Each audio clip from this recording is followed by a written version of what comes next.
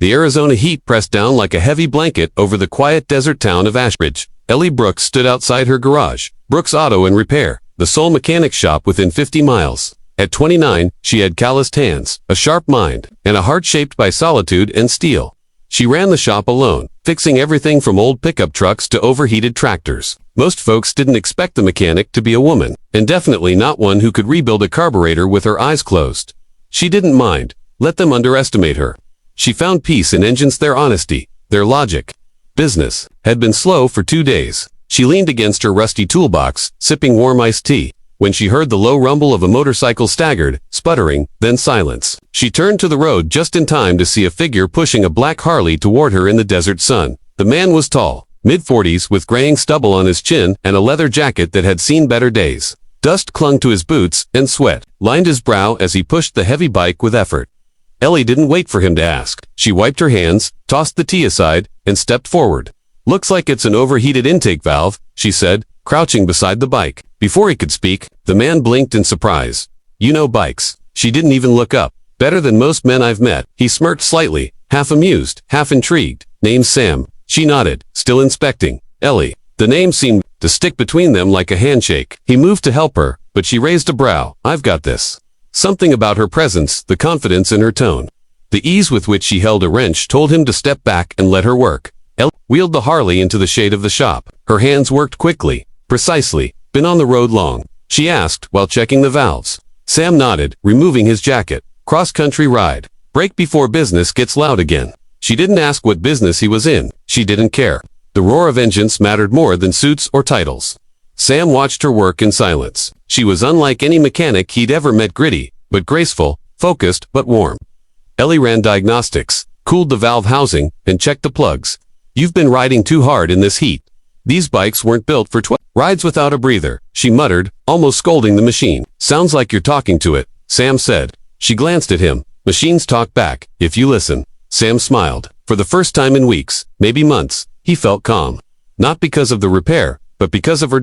After nearly an hour, Ellie stood, wiping her hands on a rag. "She's good now. Let her idle for a few minutes, then ease into the throttle. And don't gun it till you're out of the valley." Sam started the bike. The engine purred. "That's incredible," he muttered. Ellie leaned on the doorway, smirking. "Nah, just basic physics and patience. Most people rush things that should be listened to." He turned off the bike and pulled out his wallet. She waved it off. "Pay what you want, or don't. I've got enough grease to survive another week." Sam hesitated. "You sure?" She nodded. "You were stranded. I help stranded folks. Simple as that." Sam pulled out a folded $100 bill anyway and tucked it into her tool cart. "Then let's call it a thank you." Ellie accepted it without another word. She wasn't the type to argue over generosity, but something about this man stuck with her. As Sam prepared to leave, he looked back at Ellie.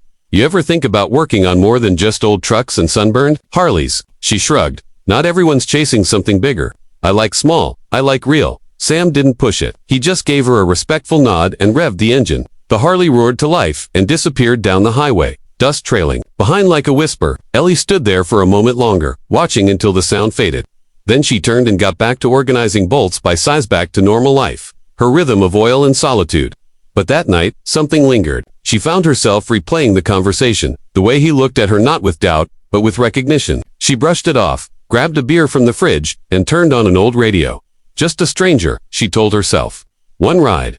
Nothing more. Still, she couldn't stop thinking. Later that evening, as Ellie cleaned up the shop, curiosity got the better of her. She sat at her desk, opened her old laptop, and typed in "Sam motorcycle cross-country ride." It took a few minutes, but a photo stopped her cold. Same man, same face, same jacket.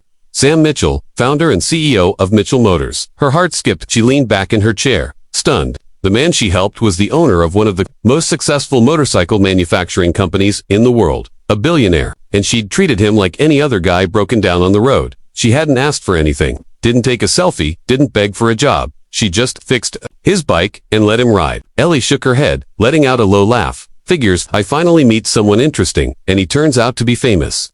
She didn't regret anything. She just wondered what next. The following morning came like any other. Ellie rolled open the garage doors and prepared for another slow day. But she moved with a different rhythm. Maybe it was pride. Maybe nerves. She kept glancing toward the road, half expecting that Harley to come roaring back. But hours passed.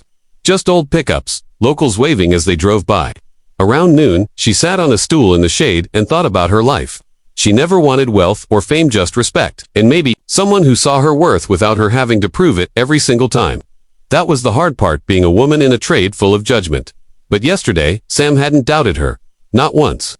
He saw her work and trusted it. That meant more than any tip or compliment. She looked at the highway again, still empty. With a sigh, she grabbed a wrench. There was still work to do. But deep down, something inside her had shifted. Ellie Brooks had spent years believing she was invisible to the bigger world. That talent in a small town didn't mean much unless someone important noticed. She never said it out loud, but she felt it every time a customer asked, "Is the real mechanic in?" Or when job offers went to men with half her experience. But now she had helped someone who mattered in, not because he was important, but because she treated him like everyone else. That's what stuck with her most. Sam Mitchell wasn't her future. He was just the spark. The reminder that her work, her worth, didn't need a spotlight, it just needed space to breathe. And if the world came knocking, she'd be ready. But until then, she'd keep doing what she did best: fix engines, stay honest, and never apologize for knowing more than people expected. The week passed slowly after Sam Mitchell rode off into the sun. Ellie went back to her routine: oil, tightening bolts, occasionally stopping to swat the dust off her workbench. But something inside her had shifted. She found herself glancing toward the road more often, listening for the low thunder of a Harley. Not because she was expecting him, she told herself, but because, well, maybe she was. Each evening she'd check her emails, her phone, even social media, not looking for fame, but for a sign. Nothing came. It was business as usual in the town of Ash. But on the seventh day, just as Ellie was locking up at sundown, she heard that familiar growl, smooth, steady, unmistakable. The Harley pulled up just as the last sliver of sun dipped behind the canyon. And this time, Sam Mitchell wasn't alone. Two black SUVs followed, both with the Mitchell Motors logo on the side. Ellie stood still as the Harley came to a stop. Sam stepped off, removing his helmet.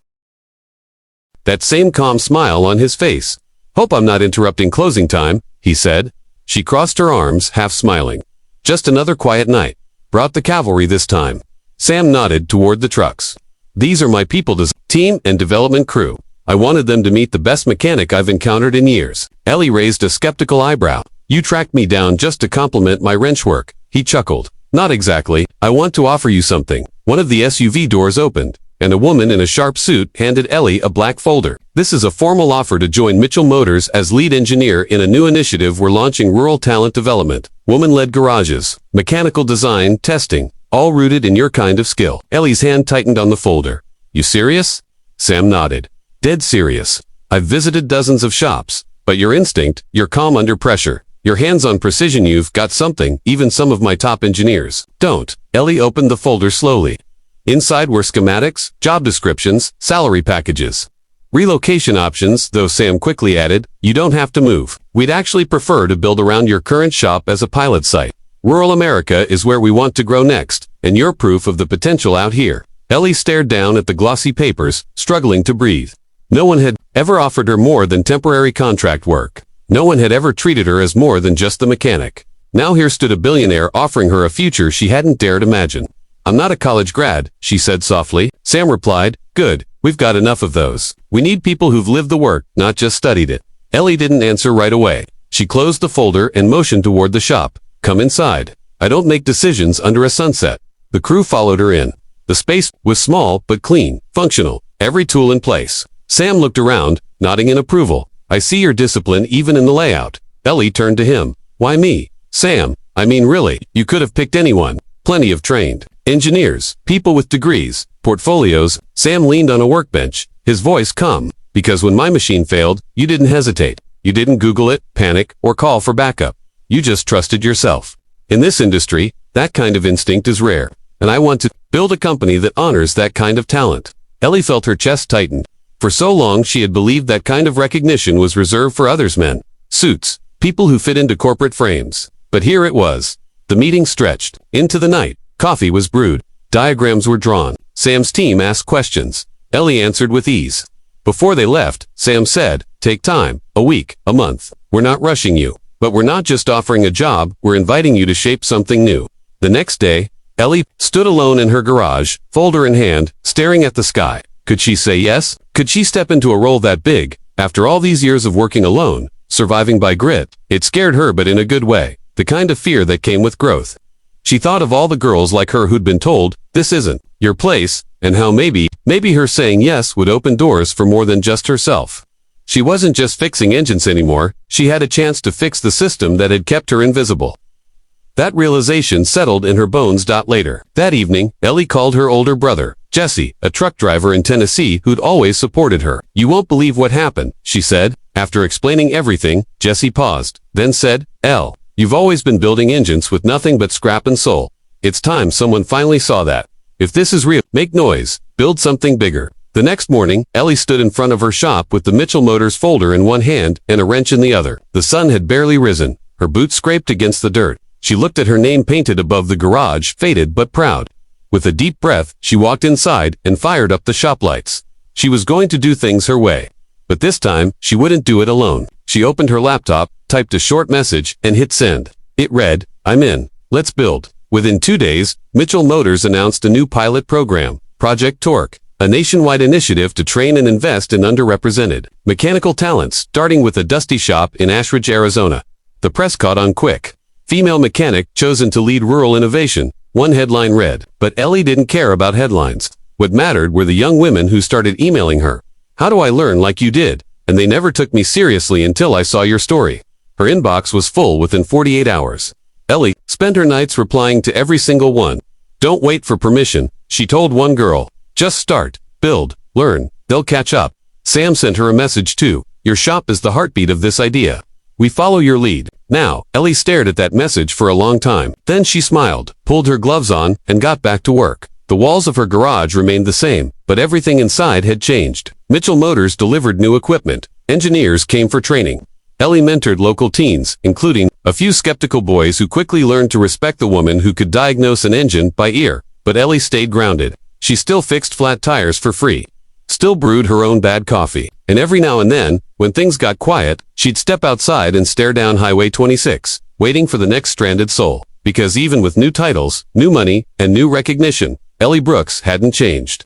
She was still the same woman who believed that one act of help could change a life. She just hadn't expected it would be her own. The transformation of Ellie Brooks' life became a story that extended far beyond the dusty roads of Ash. Within months, her garage had evolved from a quiet roadside shop into a living classroom for aspiring mechanics across the country. Cameras occasionally showed up, but Ellie never sought the spotlight. She remained rooted in what she knew, sweat and truth. The real satisfaction came when she watched young women walk into her shop with uncertainty and leave with oil on their hands and fire in their hearts. She was living proof that change didn't need to be loud to be powerful. Meanwhile, Mitchell Motors continued supporting Project Torque, with Ellie as its anchor and face. Sam checked in regularly, though rarely in person. Their relationship had shifted from chance encounter to trusted partners. Ellie respected him more now, not for his wealth, but for the fact that he listened when it truly mattered. One summer afternoon, a young girl named Bailey wandered into the shop. She was just 17, thin and awkward, with nervous eyes and bitten nails. Ellie looked up from under a hood and gave her the same smile she gave everyone, looking for someone. Bailey hesitated, then held out a notebook. "I've been trying to rebuild a lawnmower engine. I followed your online tutorial." Ellie took the notebook, flipping through the hand-sketched diagrams and smudged notes. "You did all this on your own?" Bailey nodded.